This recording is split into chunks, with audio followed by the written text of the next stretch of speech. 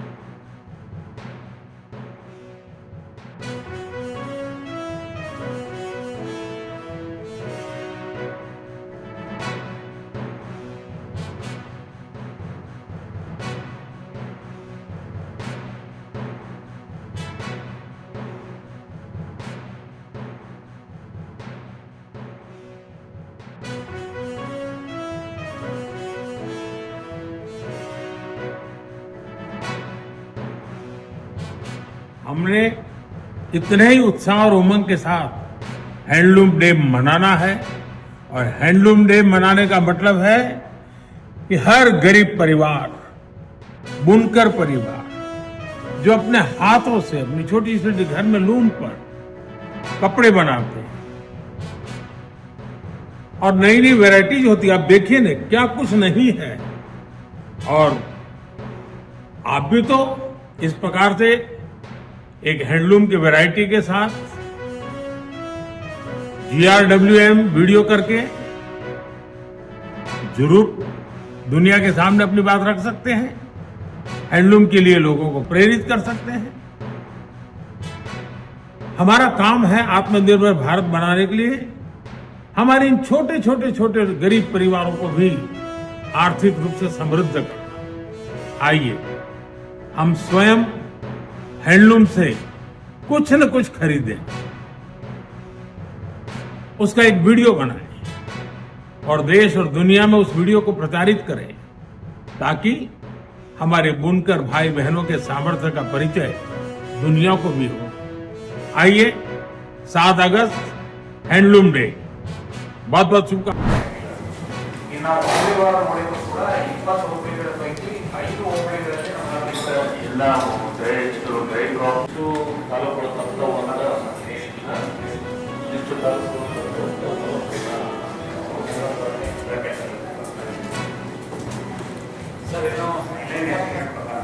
ಕರ್ನಾಟಕ ಸಮೀಕ್ಷೆಯಲ್ಲಿ ಮಾಡಿರೋ ಪ್ರಕಾರ ಒಂದು ನಾವೇನೋ ಈಗ ನಾವು ನೋಡಿದರೆ ಒಂದು 15 ದಿವಸದ ಹಿಂದೆ ನಮಗೆ ನಮ್ಮಲ್ಲಿ ಜುಲೈ 15 ಹೆಸರು ಮತ್ತು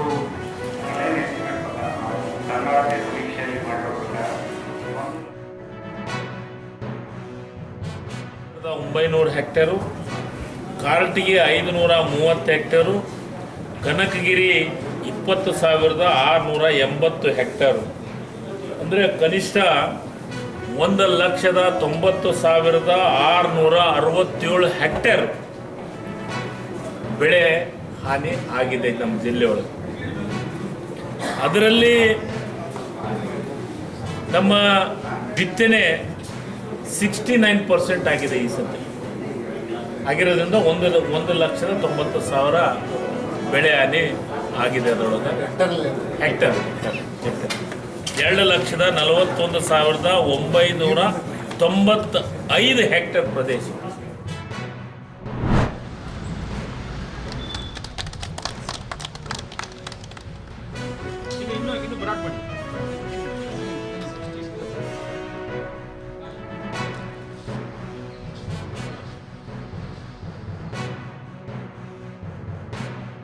ಮನವಿ ಮಾಡ್ತೀನಿ. JSS ಅರ್ಬನಾಥಲ್ಲಿ ಒಂದೇನಾಗ್ತಿದೆ ಅಂದರೆ ಇಲ್ಲಿ ಎಲ್ಲವೂ ಒಂದೇ ಅಡಿಯಲ್ಲಿ ನಡೀತಾ ಇದೆ. ಉಳ್ಕೊಳ್ಳೋಕೆ ವ್ಯವಸ್ಥೆ, ಇಲ್ಲೊಂದು ಕ್ಯಾಂಟೀನು, ಅಚ್ಚುಕಟ್ಟಾದಂಥ ವ್ಯವಸ್ಥೆ ಮಾಡ್ತಾ ಇರೋ ಕಾರಣಕ್ಕೆ ಬರುವಂಥವ್ರಿಗೂ ಒಂದು ಒಳ್ಳೆಯ ಲಾಭದ ಅಂಶವನ್ನು ತೆಗೆದುಕೊಂಡು ಹೋಗ್ತಾ ಇದ್ದಾರೆ. ಸೊ ಇನ್ನು 4 ದಿವಸ ಕೈಮಗ್ಗದ್ದು ಹ್ಯಾಂಡ್ಲೂಮ್ದು ಏನು ಎಕ್ಸಿಬಿಷನ್ ನಡೀತಾ ಇದೆ ಅದರ ಲಾಭವನ್ನು ಚೆನ್ನಾಗಿ ತಗೊಂಡು ಹೋಗಲಿ ಎನ್ನುವಂಥ ಆಶಯವನ್ನು ಈ ಸಂದರ್ಭದಲ್ಲಿ ವ್ಯಕ್ತಪಡಿಸ್ತೀನಿ.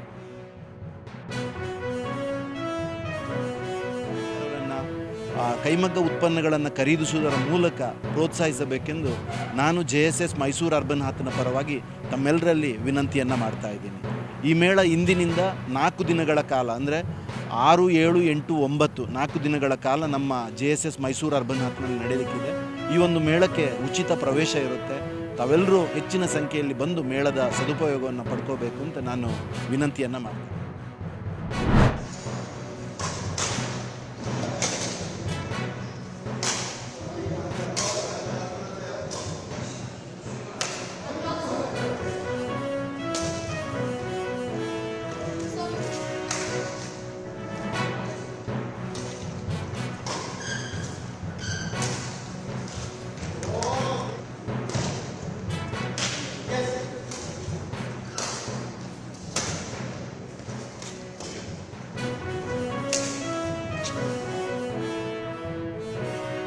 चलाते हैं।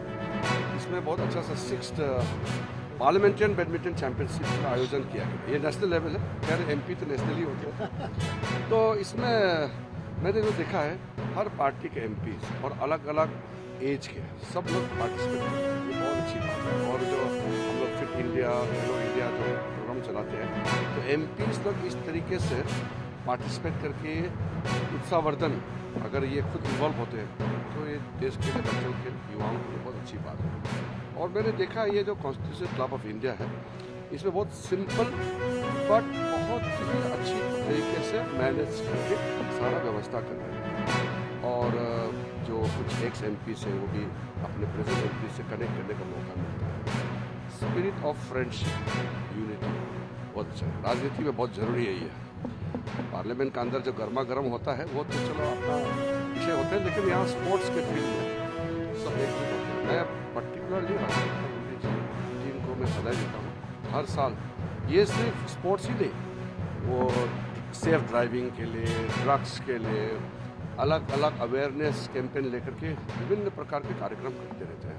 मुझे कई बार जुड़ने का मौका मिलता है, बहुत अच्छा लगता है। मैं सब प्लेयर्स को, सब MPओ को अपने तरफ से बधाई और शुभकामनाएं। ತಾವೆಲ್ಲ ಇಲ್ಲಿವರೆಗೆ ಸುದ್ದಿಗಳನ್ನು ನೋಡಿದಿರಿ, ಜೊತೆಗೆ ವಿಶೇಷ ಘಟನೆಗಳನ್ನು ಸಹ ನೋಡಿದಿರಿ. ಅದು ನಿಮಗೇನು ಅನ್ನಿಸ್ತು? ನಿಮಗೆ ಲೈಕ್ ಮಾಡಿರಿ, ಶೇರ್ ಮಾಡಿರಿ, ಕಾಮೆಂಟ್ ಮಾಡಿರಿ, ಜೊತೆಗೆ ಸಬ್ಸ್ಕ್ರೈಬ್ ನಿಲ್ಲಿಸ್ಬೇಡ್ರಿ. H16 ನ್ಯೂಸ್ ಅರ್ಥಾತ್ ಸೀತಾರಾಮ್ ಸತ್ಯದ ಕೈಗನ್ನಡಿ ವಂದನೆಗಳು.